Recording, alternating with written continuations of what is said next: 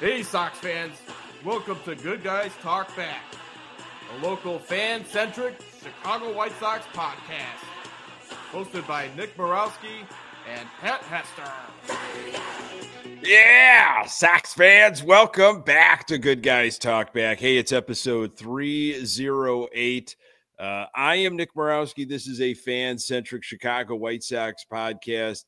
Love having you along live on the Good Guys Talk Back YouTube channel. We do this on Sunday nights at 9:15. But however you're consuming the podcast, we love that. Audio available absolutely everywhere. Oh, man, what a different vibe. What a different feeling. It just took a trip to the north side, and boy, was that embarrassing. It wasn't a completely lost week, not in my mind. I thought there were some highlights in Cincy. There were some very few highlights this past weekend. We'll get all up in there with, even some Hall of Fame, some folks that are like back. They're back in the forefront of our minds. Shoeless Joe Jackson, Pete Rose. Whoa, we're going to talk a little bit about that and what we think of those individuals and more when it comes to the Hall of Fame voting. All that in our miserable White Sox. My best friend, diehard Sox fan, joining me as usual, Pat Hester. Hello, sir. Nick, happy Sunday to you. Coming on, you're right, though. There's some good to talk about because as we were leading into this weekend, I'm championing the charge of 2 series wins in a row. Here we go, Pope. It was a lot of good feelings, good vibes. And then we get a brick in the face and going to the north side, which is not fun. But regardless, it is what it is at this point. It would have been nice to at least win one on the north side, but it wasn't to be. They are clearly the better team. There is no doubt about that. I'll tell you this. Here's the funny thing, Nick. For me personally, I was on the north side on Friday for we were sponsoring a remote with ESPN Chicago. Yingling brought to you the Crosstown Classic at the Cubby Bear, so we were sponsoring that. That was fun, right? I was in enemy territory. Cost me $89 to park my car. That's neither here nor there, and that's no joke. So it was a fun Friday on the north side, and I thought, wow, the vibes are good, right? It is good to go to the north side on a sunny Friday afternoon and enjoy that for what it is. But then you think, boy, you feel like I felt like fish out of water at some points. It's like, this is something that's cool, and then I go, wow, I hate everybody around me. And it was a really weird like switch. It was like, wow, this is kind of cool. There's food and there's drinks happening and there's a live broadcast and we're talking about sports and there's people enjoying themselves. And I look around and I go, wow, I hate everybody here. It's a weird feeling to have when you're on the north side. I know you've had it. You live up near that area as a White Sox fan on the north side of town before. You get trapped in that feeling of, this is a cool vibe, and then you go, I just want to murder everybody around me. It's so true. It's so true. There's so much life and excitement up on the north side. I lived in several different neighborhoods up there for a long period of time for a variety of reasons. I was working up there. I was getting some secondary education up there, and life just, I did some theater stuff up there. That's where a lot of the action was. And, tons of bars and fun bars and breweries, and there's the lakefront scene, and, you could be having just a blast. But if it is, and summers when you're really living it up. Okay. Summers when you're really enjoying the city that you committed to and everything that goes along with it. And it's baseball season, and you wander into a watering hole, or you wander around and you try to get a sense of, okay, what are the Sox doing? Forget about it. No one is interested in helping you out. You will not find a White Sox game on anywhere. You will have to beg and plead. And this was when the Sox were halfway decent. Okay. Nowadays, I can't even imagine. You get laughed out of the joint, especially with the way the Cubs are playing. And you're right. You could be having such a great time, but as soon as there's Sox-Cubs conversation, or it is Cubs-Sox weekend, and especially on the north side, I just wanted to move several times. Just for that I just wanted to reason. grab my wife and leave. I just wanted to move and say, I can't. I just can't. Winter, fall, but man, it's really difficult when your team is so bad and just gets embarrassed. There's nowhere to hide. It's Cubs mania everywhere, and the banners and the signs and you're walking right and you walk through Wrigleyville. Forget it. I used to have to find a huge loop around it. My commute was almost doubled just so I didn't have to deal with all of that. It was a problem. So you felt it. I felt it, and I saw Sox fans as I'm walking back to my $89 parking spot, and I'm saying "Go Sox," and some people looked at me like, "Are you really like saying "Go Sox"? We just want to be hidden." But you're wearing your Sox hat. You've got your "Let's Go Pope" shirt on. I'm going to say, come on, let's go Sox, and that didn't last very long. So it is what it is. Another White Sox Cubs series has come and gone. We are on the short end of the stick of this series, but there are many, many more to come. So that's either the blessing or the curse, Nick, that we have to look forward to. When you watch, if you followed, you caught highlights, you were aware of what was going on. I wasn't able to catch as much as I wanted to. And by the way, hello to Sydney, Steve, Scott, and Josh. We appreciate you being with us here live. I'm watching Friday at the beginning of the game, and boy, how about those great vibes? Quickly up 2-0, I think it was.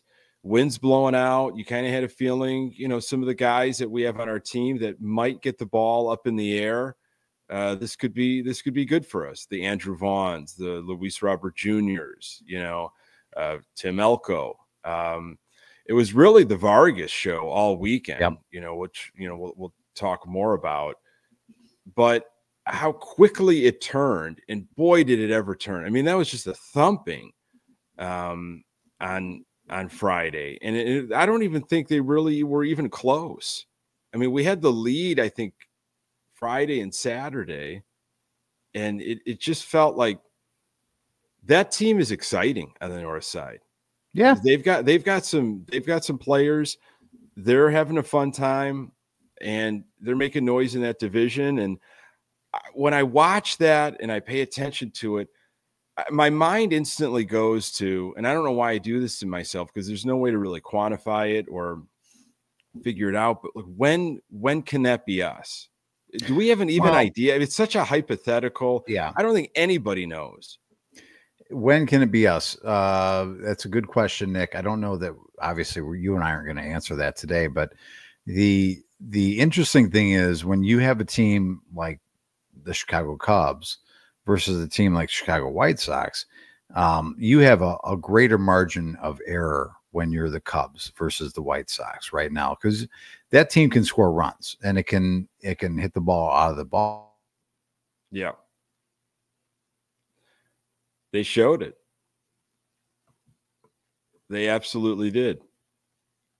I think, Pat, you might be muted, my friend. I don't know. For some reason, I'm not able to hear you. Oh, boy.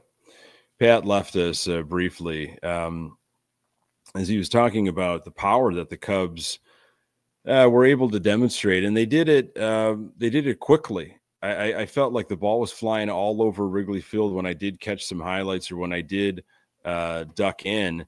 And that's what I was hoping, for some of our guys that do have the power, that do have the ability for the long ball, get it up in the air and see what can happen, especially with Shane Smith on the hill on Friday.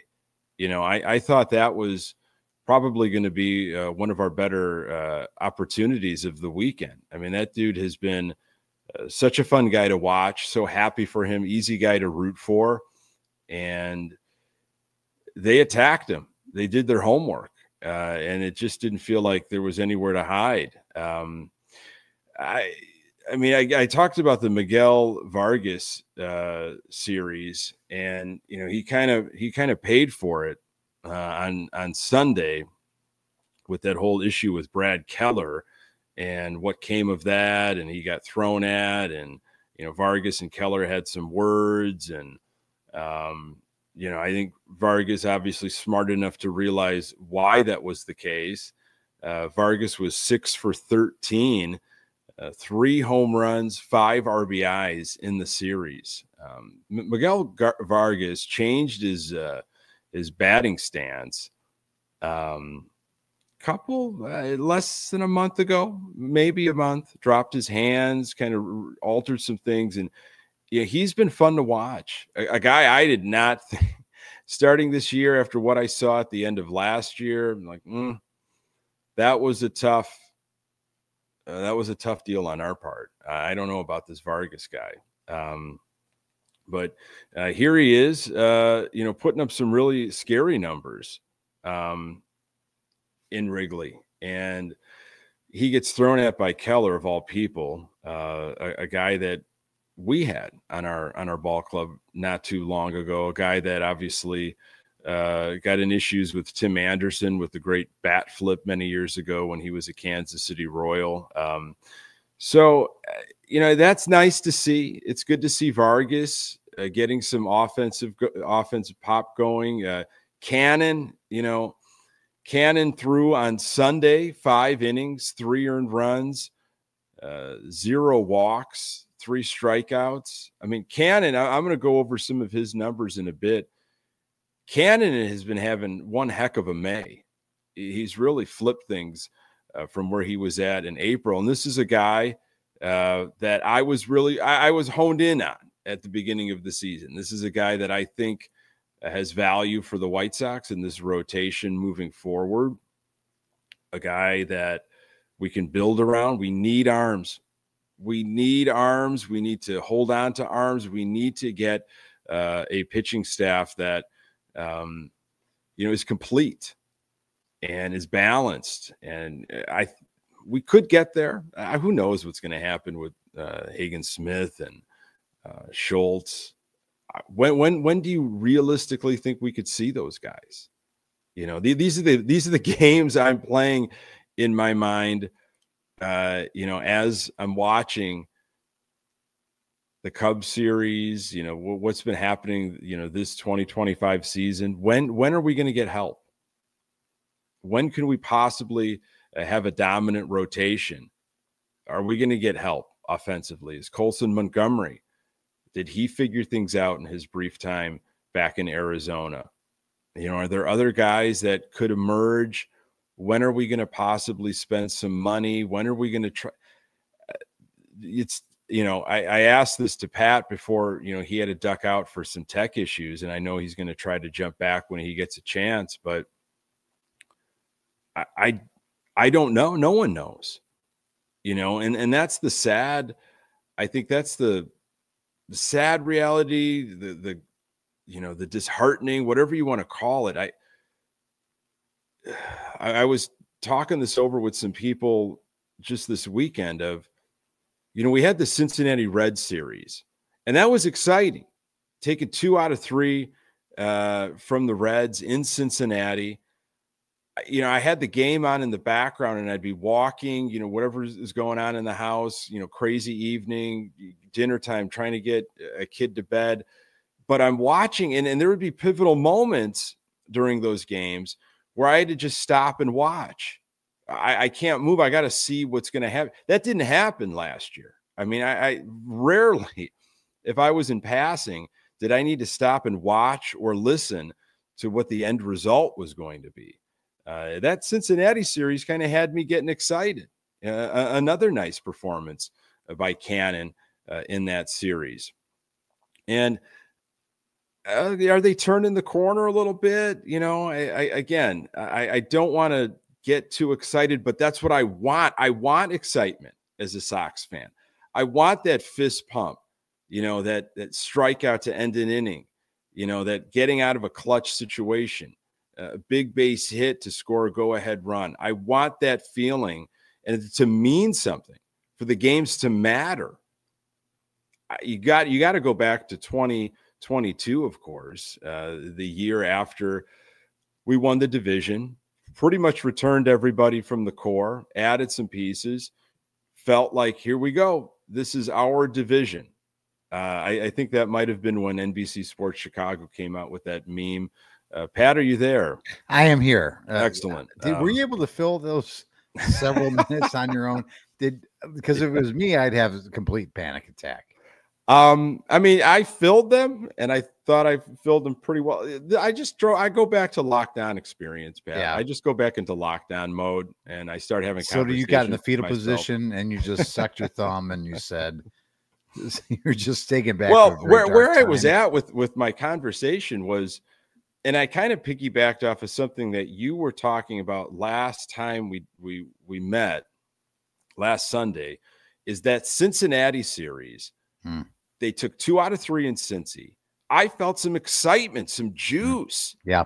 I had to watch how an at bat was going to end. You know, I couldn't just walk past the TV and say, "I'll figure it out." I was glued in. I liked that feeling. You know, I missed that feeling. And I feel like this Cubs series took all the wind out of that. And when will we be having that excitement on a regular basis again? And I go back to 2022, you know, after we won the division, and that was your 81-81 season. And you had moments, you know, it was such a roller coaster, you know, an overused term, but that's truly what it was with that season. 2023, nothing. 2024, a joke. And we're now, you know, after 47 games, the Sox at 14-33 are exactly where they were last year after 47 games. So again, it feels like a different 14-33, but the results are the results. And after this weekend, I am just daydreaming of getting exciting White Sox baseball again. And I don't know when, Pat. I don't know when. Is it when Smith and Schultz come up, and Montgomery and a couple other guys that we've been waiting for, you know, the maturation of Elko and Caro, and, you know, Vargas really had a nice series. He's changed some things in his stance. I liked what I saw with that. He could be an exciting guy. Maydroff, I feel like, is an exciting guy. Cannon, though, is the guy, Pat, that I hope continues to progress. But bigger picture, what are your thoughts on? Do you also sit back in these moments watching this Cubs Sox series, getting pounded by the, you know, in-city rivals, and say, or do you say, I'm tired of it? Like, when is this going to, or when can we really get this thing back on track? I'm more of the I guess side of it, Nick. I mean, to be honest with you, like I like you after the Red series and after the series before that, you're winning a couple series in a row, and you're thinking, wow, this is fun. It's fun to be a baseball fan again. It's fun to get excited about something. It's fun to win, right? It's just, that's what we're here for. We're here for wins. But, you know, you have to kind of pound yourself back into reality and go, you're not as good. You don't have as much talent as the other team on the other side of the diamond is, you know, right? You're not as talented. On most days, you're going out on the field with less talent. So the opportunity, the availability to win games is going to be diminished. So you have to remind yourself of that. So, okay, you go out against the Cubs and you get your dicks pounded into the dirt. Okay, it is what it is. It's not a surprise. It shouldn't be a surprise to anybody. They're much more talented. They've spent more money. Although if I was a Cub fan, I would be questioning why you didn't put your chips all in all the time. But it is what it is. I would trade places with them in a heartbeat to have that ownership over ours. I think it's really about, I hate to keep going back on this because we talk about it all the time, but it's whenever the regime change happens, whether it, it doesn't mean that on day one of that, it means you're going to be a competitive ball club. It does not. It may take time after that, but whenever that shift happens, whenever that is, and I was told in a bar very candidly by somebody that I believe wouldn't be in the know. I don't know. I'm just saying this person has sources inside the ball club. He's telling me in 2027.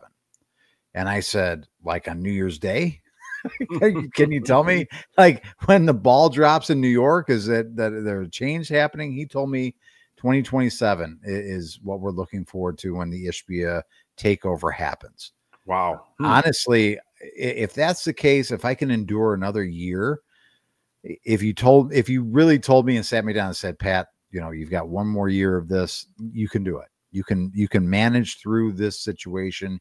You've made it this far. You've made it 44 long years, Pat. You can make it through this next year of a situation. That's really when you can look forward to the opportunity of, being hopeful again. And, it was an interesting conversation. I just happened to hear it as I'm driving around town. It was on ESPN 1000. They were talking about Kyle Tucker, right? Kyle Tucker, of course. Going to be the next $500 million man probably in baseball.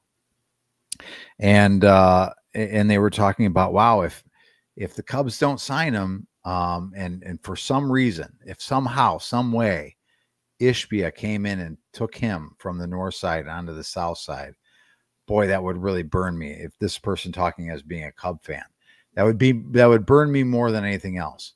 And I thought, wow, am I living in a world where there's actually having conversations now about high ticket free agents possibly coming to the White Sox with an owner that is not really even the majority owner yet? I mean, my goodness gracious, that would be music to my ears. So until you can support, we'll call it support, this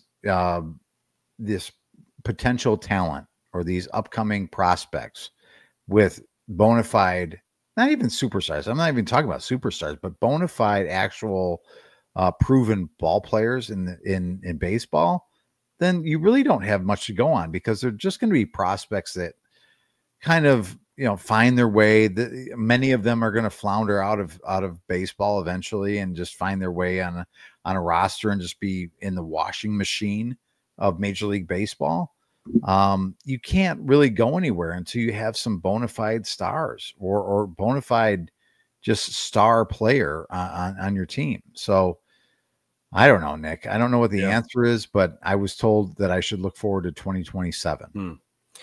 Well, several episodes ago, we had that big Ishbia episode where news came down and he pulled his chips off the table of buying the Twins and doubled down on what he had in the White Sox, and that we could get a change sooner rather than later. And that was just that idea and that notion was so exciting that fueled us for that whole episode, if not more. And there was excitement again, that feeling that the regime's going to be over. There's going to be a new regime, and we could expect a different attitude, a different way of doing business, putting a team together, money allotment, allocation. You're right. I look at prospects as like, this is barbecue season. This is, everybody's having picnics and parties and whatever. And prospects are like the little, unique, like sides and salads that you have on different tables. You're like, I don't even know if I'm going to like this. I'm going to grab a little bit of this grape granola,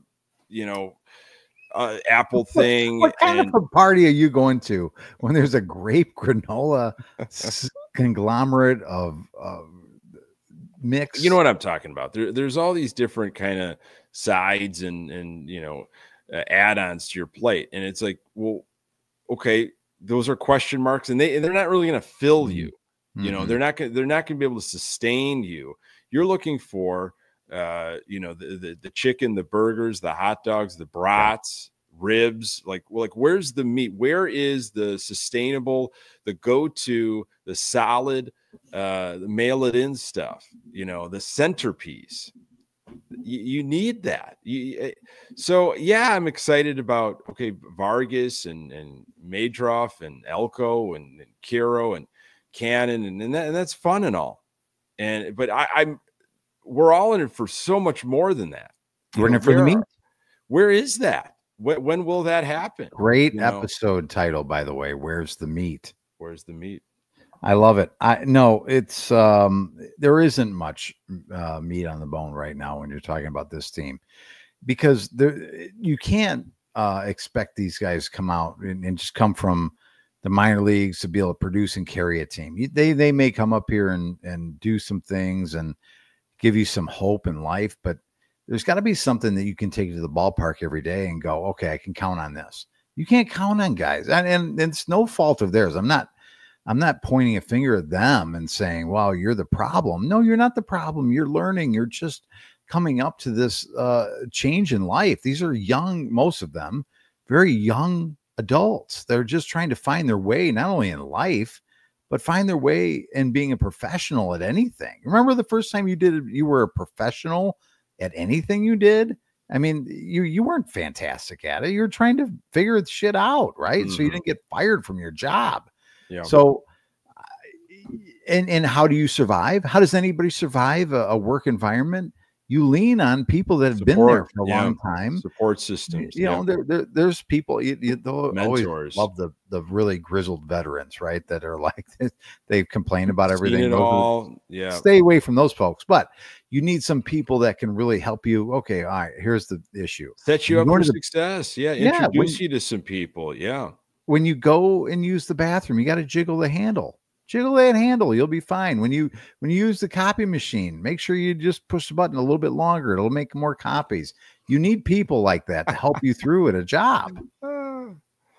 Yeah, you have to. And that is what we're lacking. And it's so evident. And I think this past weekend against the Cubs, obviously Cubs, much better team. They're built for a long run here, for definitely exciting baseball in September and beyond. And it eats at me that we just don't have that direction. There's so many question marks, and the 125, celebrating 125 and all the giveaways and all the sizzle, all the flash. For me, that could be exciting. Okay. It's something, but again, a lot of sizzle, no steak, and that's what this past weekend really reminded me of, and how much we're lacking. Well, 100% true. It doesn't hurt me like it might have in other years, and maybe it's because a little bit. You walk into this series knowing what it's probably going to be, right? It's going to be an ass whooping. But it didn't. I've been hurt a lot more by Cubs Sox series when you get swept, when you get swept for sure, or lose the series. It hurts. It didn't really hurt me that much. Is that a problem? Is that a me thing, or did it hurt? I think you're probably more balanced. Maybe you're in more perspective. And I think that Cincinnati series, I probably read in a little bit too much into that and how the Sox have been playing before that. And, I thought maybe they'd have a little bit of a chip, a little bit of an edge coming in, knowing that they were such an underdog. But it was just not to be. Talent prevailed. This is and when you had all the mistakes that were happening, I mean, ball being lost in right field, our right fielders spinning around, losing it. I get it. It's windy, but figure it out, man. Missing cutoff guys, sloppy baseball. It did not help. This is what Cannon, one of the few bright spots on this team, not only this weekend, but lately. This is what Cannon had to say. Even though those games kind of get out of hand a little bit. I felt like we were in them for a lot of it. They didn't make those mistakes, and they were able to come out on top. Just some mistakes that I think that moving forward, if we don't make them, then we'll be in a lot more games and win a lot more games. Yeah, that one is pretty obvious, Cannon. Yeah, don't make mistakes. That is a difference maker.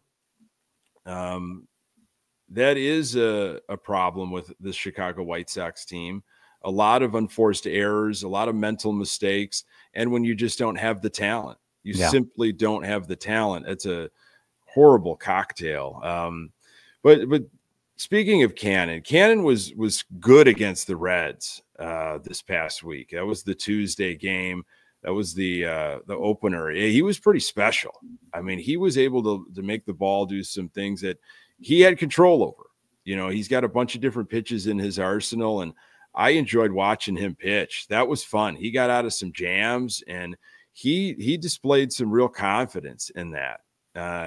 He's been pretty solid in May. 23 innings, 2.35 ERA, 0 walks, 15 strikeouts, and a 113 whip. So again, Cannon is a guy that coming into the season, hoping this guy can take a step forward, a couple steps forward. And I'm liking what I'm seeing so far. Not a little bit of a rocky April, like in May for Cannon. Yeah. And again, we're prisoner of the moment of zooming in on certain guys, right? So that's a guy that you want to zoom in and watch, regardless of the outcome of the team around him. That's what you have to do. And quite frankly, you know, that's what we're reduced to in terms of what we're rooting for is just individual outcomes over the team outcome. But I'll take that. And it's a nice, piece to have, and who knows what it can lead to. I don't know, but the problem with it is, Nick, when you read that whole quote and the soliloquy of, well, if we just did this and just did that, a little bit as a Sox fan and many Sox fans, you're just so tired of hearing well, if we minimize the mistake here and minimize that there. Again, I want to give Will Venable the benefit of the doubt. And I'm sure we're going to talk about Ozzie Guillen's thoughts on, unless you covered it while I was away, but the Pedro versus Will Venable conversation. But at some point, can we get past the conversation of, well, if we just stop making this mistake and they didn't make that mistake, can we just stop making the mistakes? Is that possible? I really am. When I hear it, I'm starting to struggle with it a little bit, because I get that these guys are young, and I get that they're all trying to make an impression. And I also get that, being a person that's never played the game and just observing it for as long as I have, and assistant to the assistant coaching it at a very small level that I do, it's a really hard game. Okay. I get that. It's an extremely hard game, and I'm not playing it. But I would hope that at this point, of all the years that you've put into it, can we just stop making the stupid mistakes that we've continued to make over the years? That's maddening. I'm so tired of we need to clean this up or stop doing that and just stop. Can you do it better, please, for the love of Christ? Yeah, and at the end of the day, if you can't do it better, can we find players that can do it better? You know, I think that's what ultimately irritates me is, the excuses and, well, yeah, if we clean these things up and if we do this and do that, we're absolutely in it. If these 12 things go right that were going wrong and have been going wrong for a while, we should really have no problem. We should be right in this thing. And no, you're not playing. I'm not playing, but they are the ones that are playing. They are the professional baseball players. So they should be able to do these things that they're being asked to do. And if they can't, then we need to find individuals that can. And I'm not even talking about, superstar feats. I'm talking about some regular, what was it? Andrew Vaughn that didn't even realize there was a drop through strike moment. Oh. Ozzie Guillen, I didn't catch all of what Ozzie Guillen said in the post. I think Sydney did. And Ozzie Guillen was on one today on Chicago Sports Network. And Ozzie Guillen said something earlier in the weekend, basically referring to, Pedro being, a moron, like that was, this year feels a little different because last year there just was an inadequate manager. I mean, he had different terms for it. Ozzie Guillen has got fire. I mean, fire can work in a lot of different ways. It can destroy some things. You could use it for passion. And I don't know what Ozzie would be able to do with this team. I don't think anyone would deny that he would be insane and he would be a great audio listen, and he'd be on these guys for a lot of different things, whether that's the right way to manage or not with this day and age, this player, if they would be able to, mentally comprehend all of that Ozzie does. But yeah, as Sydney said it on social media, that there are days when you just miss Ozzie and just wish maybe he would have got another shot. And this weekend was kind of one of those after he goes off on Sox basically kind of being pushovers, with Will Venable leading that.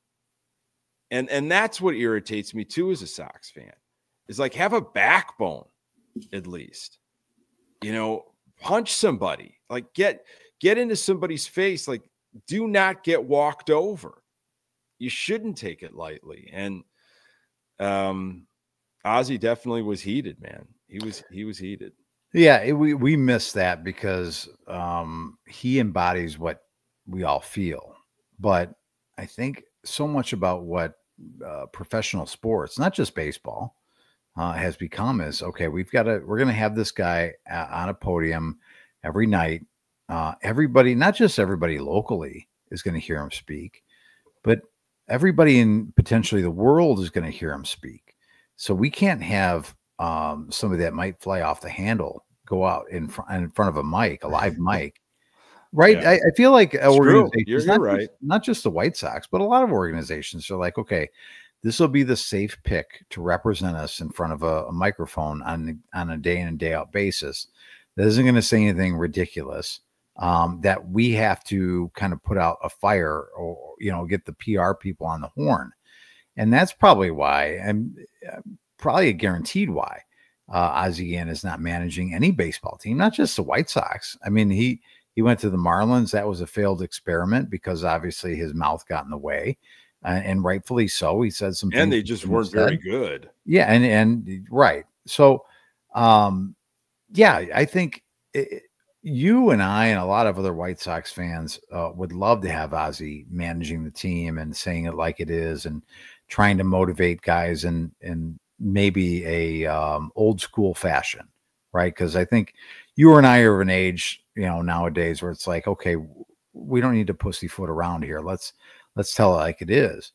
But organizations don't want to have to deal with that, right? They don't want to have to deal with the aftermath of what an Ozzie Guillen might bring when he's managing on a day in and day out basis.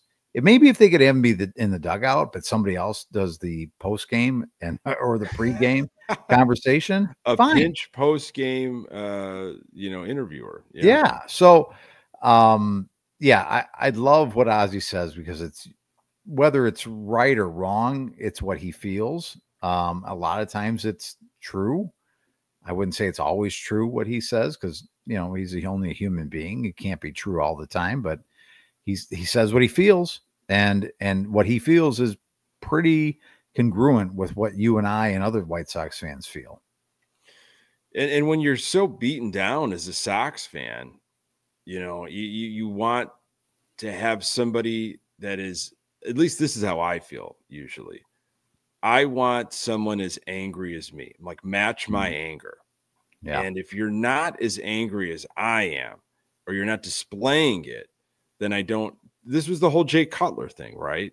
You know, we as Chicago, and I think this has got to be for a lot of fandoms. It's not just the Chicago fan thing where we demand our players have passion and then they, you know, wear their hearts on their sleeves and bleed for us. And it's got to be everywhere. There's passionate fans everywhere, you know, no matter what sport you're following. But that's what I'm craving right now in this situation after a weekend like this is I just need somebody in the White Sox organization to just say, this is unacceptable. This has got to stop. You know, we are not the doormats of baseball. Obviously the Colorado Rockies are having a rough go at it, but over the last 2.5 years or so, it has just been ugly. And there's not a lot of hope really. Like tangible, realistic hope in the near future. So I'm just having one of those moments where it's like, man, we are far off. We are really far off, and it's just getting a little old, if it hasn't already. Well, there's no doubt about it. It's getting old, and it's really you know, testing us as fans. And I don't, and we've talked about this in the past too. It's like, you're getting tired of being the joke, right? We're the butt of a lot of people's jokes these days. It's sad. It's unfortunate, but again, let's endure. We have to, the only thing we can do is endure for hopefully a little bit longer. And we'll see. And maybe in the next 20 years, Nick, we'll be sitting here laughing about these times when we complained about this and that, and we'll be looking and enjoying, you know, days that are filled with more wins for sure, and years that are filled with more competitive teams around the field. So I guess we just have to endure it. We used to have a conversation, and maybe we can resurrect it slightly. I was thinking about this recently, around championships or just sustained success. Like as a fan, and it's a tough one. Would you rather have, you know, just a decade and a half of playoffs, division, always in it? You're just always in it, almost like the Atlanta Braves, you know, in the 90s. You just mail that in, man. You knew it was happening. Every year we're going to raise another banner. We're going to be in the postseason. It was just this machine with one World Series at that time. And then they've obviously brought on another one. But would you just rather have just a ton of success for a decade and a half and still wait for that crown jewel, whatever that be, if it's a Lombardi trophy or a World Series trophy or you know, or do you just want that championship, to see your team win a championship and then just be kind of in purgatory or hell for a decade, 15 years of a lot of nothing? You know, it's a tough one. I don't know if there's any right answer. Hey, man, that's why we constantly go back to the 05 World Series and why it's going to be celebrated, obviously, throughout this season for its 20th anniversary. It happened. We had that, and we have to keep holding on to it. But, man, I've been starting to creep towards that. I kind of would like that decade and a half of just, we are just built and we just reload. We never rebuild. We just constantly just reload. I'll take the opportunity any day. Like in this scenario, we still have a chance, right? In these 10 years or 10 to 15 years, it doesn't mean that, you know, we only have that success and that's as high as we go. It's like there's no guarantee. So I'll take the years and years of success with the opportunity in more years rather than I'm going to guarantee you one, it's going to happen. But outside of that, you're going to have 14 years of just floundering. I'll take, again, in hindsight being a little 2020, knowing that I've seen one in my lifetime. Maybe it's a little easier to answer that question, because if you go back to maybe 2004 and you're asking me the same question, I would say probably give me the guarantee. I'll take the guarantee opportunity right now, because it's been so long and I don't see any opportunity to really have that taste in my mouth. But now that I have, I'll take let me just, as many times as I can knock on that door and try and knock it down. I'll take that, even if it only produces the one, right? Just like it did the last time, or maybe none, but I'll have more and more years of enjoyment than I am right now. Also knowing that I have more and more years of heartbreak and probably disappointment, because, again, winning a World Series is hard. And there's only one team that wins it every year. And that means everybody else is going to have disappointment and heartache and start overs. And what if we would have done this? We didn't make this move, or that injury, or here or there. But I'll take that and being 100% invested in a span of time than just being, the guy that doesn't want to pay $30 a month to pay to watch his team. Yeah.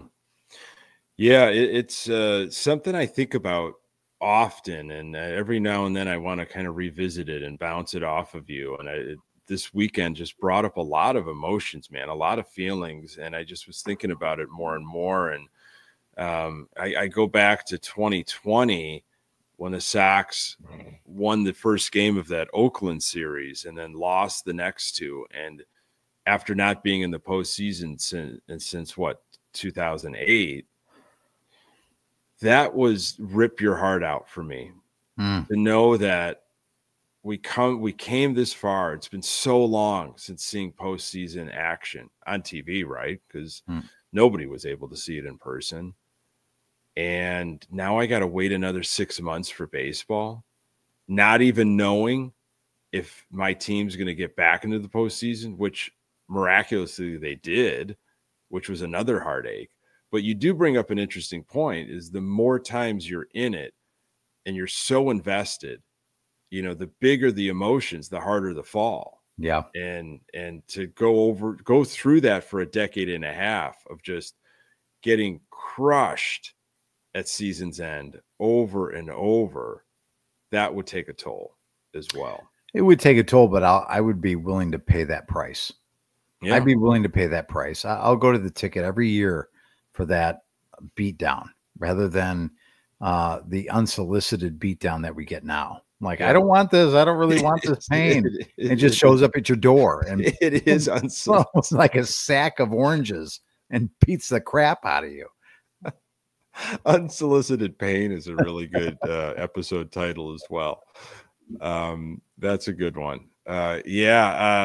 So quick check-in on how some guys are doing. Then I want to get to Pete Rose and Shoeless Joe Jackson, if you don't mind, before we have to say goodbye. But we're tracking Tim Elko and Caro. Tim Elko in the Cubs series, 2 for 7, 3 strikeouts, a walk, and a home run.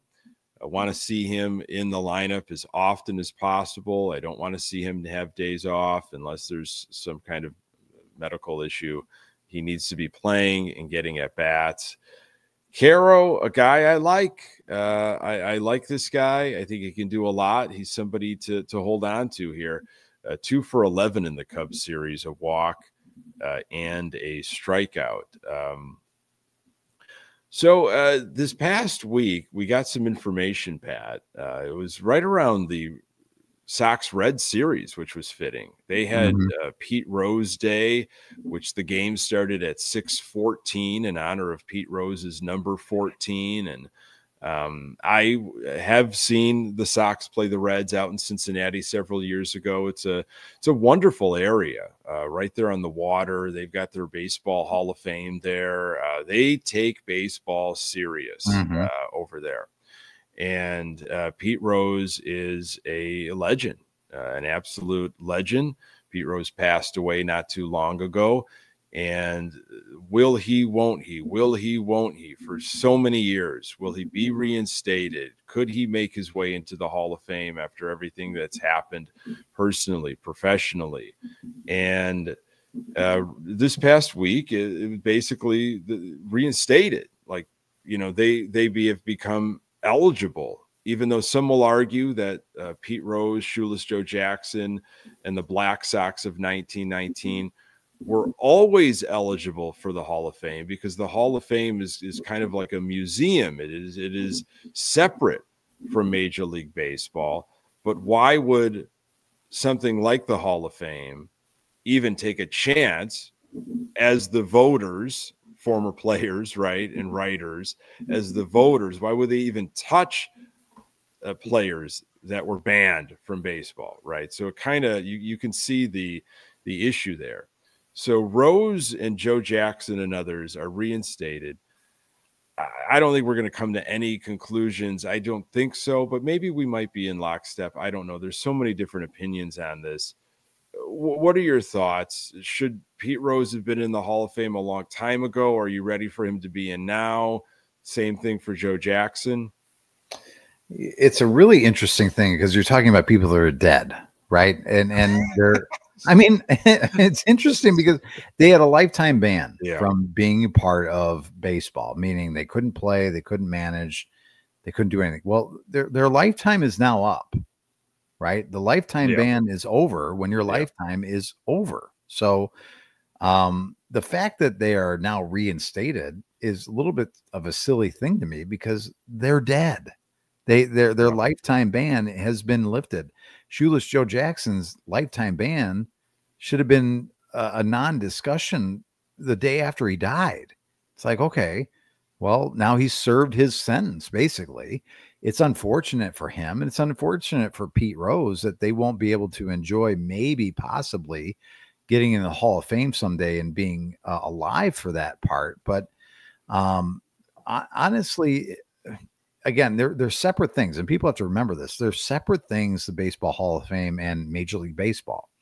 Though they probably work in unison with each other at times. And the writers obviously have a lot to do with the who gets in and who doesn't get into the Hall of Fame. They are separate things. They are not owned or operated by each other. So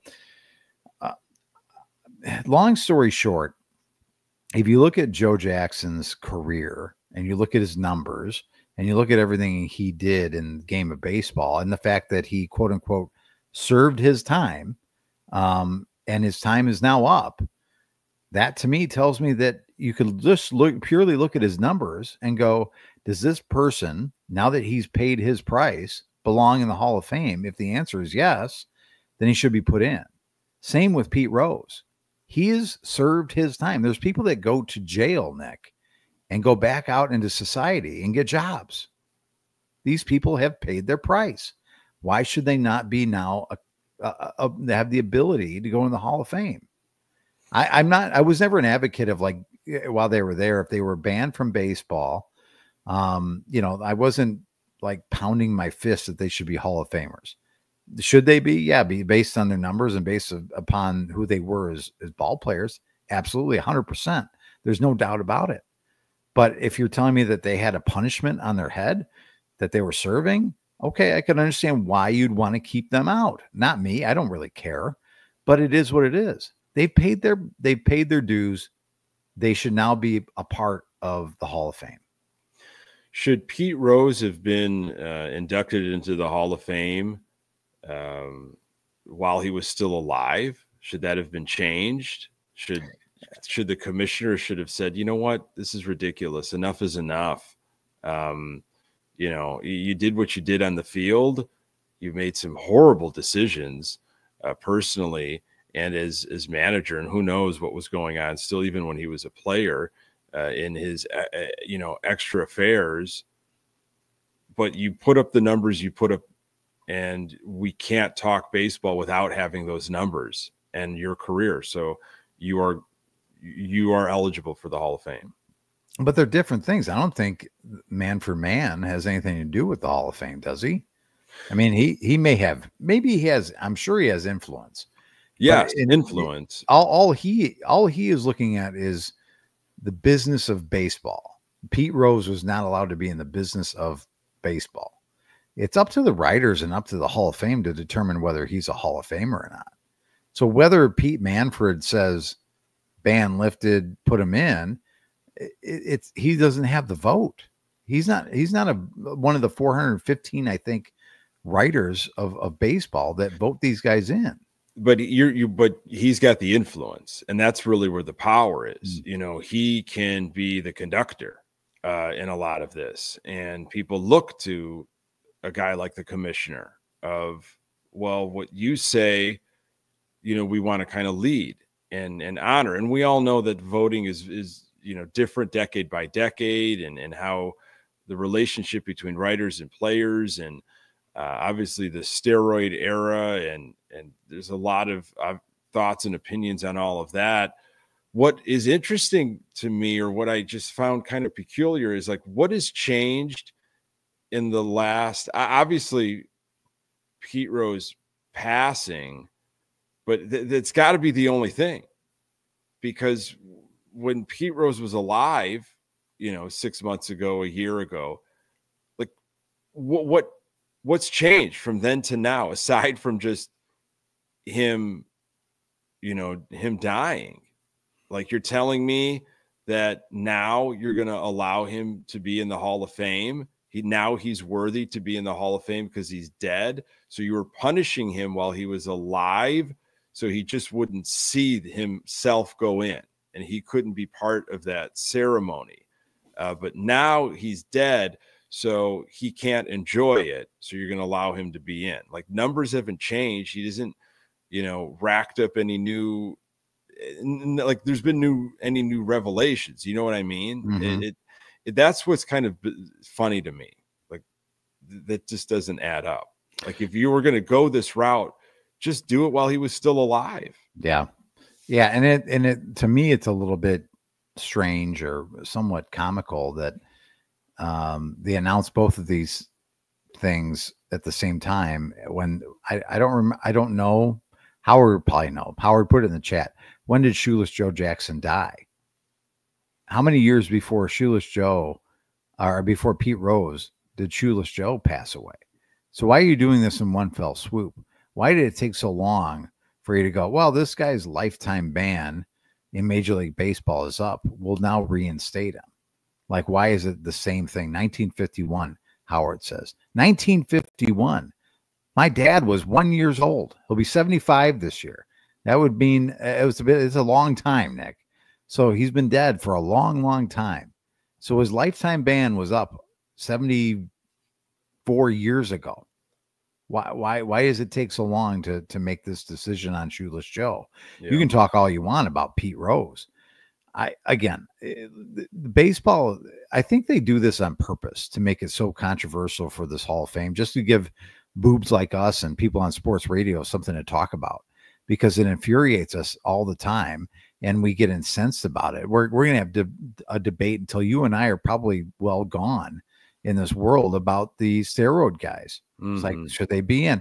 They'll be dead someday. And people like us will have a podcast going, well, you know what, Mark McGwire, he's dead now. Should we put him in the Hall of Fame? This guy here is dead. Sammy Sosa, dead. Let's put him in the Hall of Fame. That would be an interesting podcast. Are they dead yet? And just some host just rattles off. Can you fill 45 minutes with that? If you went through the history of baseball, you might be able to carve out a few episodes in like a decade or in 15 years. Are they dead yet? How does that go? You just rattle off some names and the co-host. Well, it would be obviously a two-person show, and just, you know, hey, what do you think? Is Mark McGwire dead yet? And you can guess. I'll say no. I'll say no at this point. No, he's alive, I believe. He should be alive. Yeah, he's alive and kicking. Well, so the Joe Jackson thing, yeah, I read a book a couple off seasons ago called It's a great book handed to me by a friend of mine, friend of the podcast, Dan O'Brien, and he said, "Read this. I think you'd really appreciate it." And I absolutely did.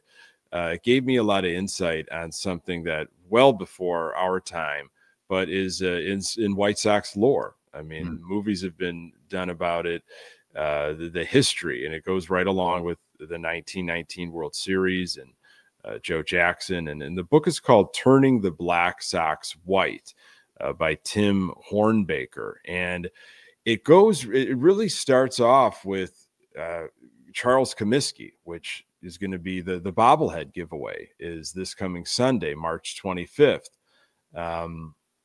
Comiskey, the patriarch, bringing the White Sox to Chicago, flagship of the American League. Comiskey as a player, I mean, playing the game, everything that he went through as a player, then getting into ownership. And towards the end of the book, they get into the whole, obviously, big 1919 thing.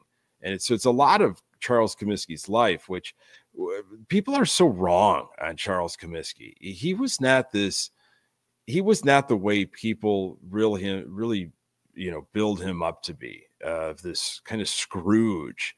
I mean, he paid players, and he paid him fairly well. And he used his own money to renovate Comiskey Park. I mean, he put his money into that park. That was his baby.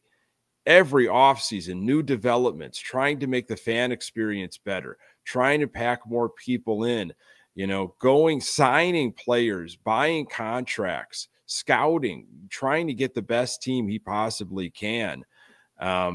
I think we have, there's been some rumor, some narrative about Charles Comiskey over the years, and it's snowballed. And I really encourage folks to read this book because it gives you a lot of insight, not only on Charles Comiskey, but on why these players on the 1919 team did what they did. And it wasn't at all tied in with, Comiskey wasn't paying them enough. That wasn't the reason. There were other reasons beyond that. So I don't know, just with this news coming out and with the Comiskey bobblehead coming up, and I think a lot of people have some real sour. I mean, he wasn't perfect, he wasn't a perfect person, but there's been a lot of stuff that has been debunked with this book. So will there be a book someday, Nick, that will debunk a lot of the hatred for Jerry that you'll read someday and go, wow, we really gave that guy a hard time?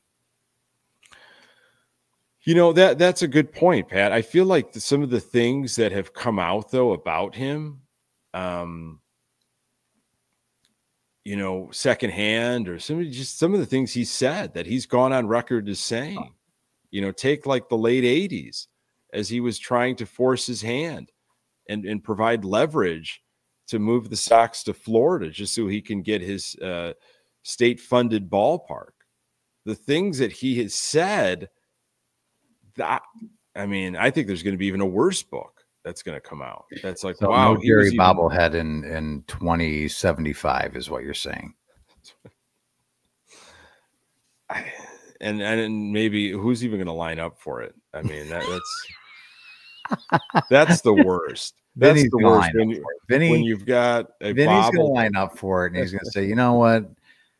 The old man was wrong. I'm going to show up, and I'm going to get this bobblehead. I'm going to take it to Dad, and he's going to be really sour grapes about it. But I'm going to bring him this bobblehead because, this is what's right. This is what being a Sox fan is all about.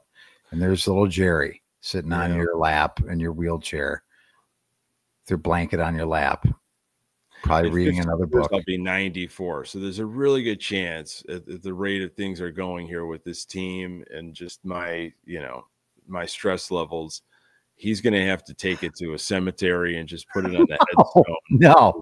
No, we're doing this when we're 94. I got news for you. When Jerry has his bobblehead day, We're going to be doing that. We might have to move it up from 9:15 to like maybe like a right after the early bird at 5:30 in the afternoon. Whenever Matlock's on, right after Matlock. They have a new Matlock out I now. know they do. I'm sure they'll be on a fifth iteration by the time we're watching it. But David asked in the chat if my background is a virtual background. This is a real background. No, it's a virtual mustache, but the background is real. This is a real background. This is actually my podcasting bunker. This is very real, and it is. And I've been in that bunker. Yeah. It's funny when you look at your background, you think you're in this little closet, but he is in a very vast, great man cave down in his basement right now. It's it's filled with some collectibles. I've got a bit of a collection problem. One would say. Yeah. Maybe a little somewhat of an obsession, but yeah, some would say a disorder, but I feel like I've been able to maintain it in a somewhat healthy way. Okay. All right. All right. We got a couple of quotes of the week here from Venable. And we're going to get to those, but I want to thank everybody for joining us once again on a horrible weekend. Just a horrible weekend for our White Sox. Pretty nice weather-wise, except for that massive dust storm in the Chicago area. I had as per usual. I was out at many ballparks this weekend, just taking in youth sports. Got caught in the dust storm that was on Friday. I've never blown my nose where dirt comes out of it. It was something. I cleaned my ears out and I had particles of dirt in my ears. It was something, man. Yeah. Yeah, it was pretty wild. Just like this brown like fog that was just slowly emerging. And it was kind of like an eclipse, and it just took over. And that's what came out of my nose. Yeah. A brown eclipse came out of my nose. Yeah, hopefully we don't see that anytime soon. But other than that, weather was, I thought, pretty good. Horrible White Sox baseball. But we thank so many of you for joining us live, for listening to the audio wherever you find it. Appreciate that. Like the stream, follow the podcast, subscribe to it, pass it along to other Sox fans. That means a ton to us. It really does. Here's your quote of the week. So this is on if Will Venable, if he believed Vargas was hit intentionally. You'd have to ask Vargas. No one likes to get hit by 98 miles an hour or whatever. Whatever happened. It was just some miscommunication. I'd really like Venable miscommunication. It's just a miscommunication. Oh, I was not aware. I'm sorry. You wanted me to hit you. This is just a miscommunication. I thought I saw something in your eyes of just put me out of my misery. Hit me, please hit me. That was not the case, but I would have liked Venable to maybe have a stronger opinion there. Just kind of have a thought. Don't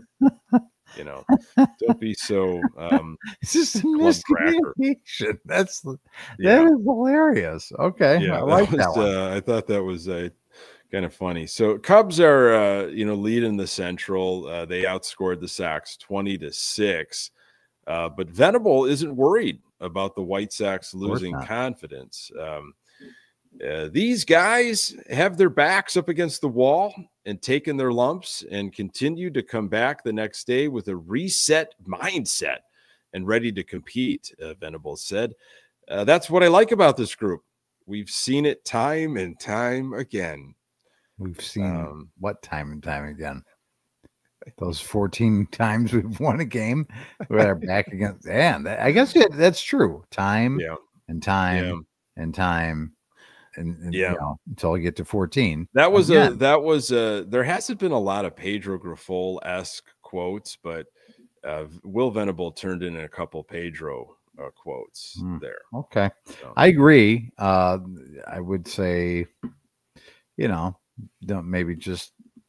talk so much, Will, but listen, I would take a page, out of Belichick and just say, we're on to Seattle. We're thinking about Seattle. Don't talk to me about this weekend. It was horrible. Yeah. I'm done. Next question. Next question. We sucked.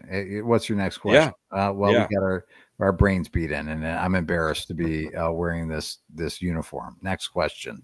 Like, we just need somebody to go off. No, David. No, flush it. I don't. If I ever hear flush it from somebody else, I might vomit in my mouth. Yeah, Venable's got to come up with something, but I was a little disturbed about his kind of apathy. So lack of communication. Yeah. I like that. Well, why did you throw it in his melon? Well, we just had a lack of communication. There was clearly a misunderstanding out there between batter and pitcher, and you saw the end result. So I really thought he wanted me to bean him, but I was wrong, and I apologize. It is an interesting way of talking about a hit batsman. There was just some miscommunication out there. Yeah, that is new. That's a new one. Just when you thought it couldn't be any weirder. Yeah. Good Lord. All right. Well, Sox have Seattle, then Texas. Hopefully I'll see some people out at the ballpark next Sunday for that Charles Comiskey bobblehead. First 7,500 in line to get that bobblehead. So get there early. Thanks again, everybody, for joining us. For Pat Hester, I am Nick Murawski. Until next time, go Sox.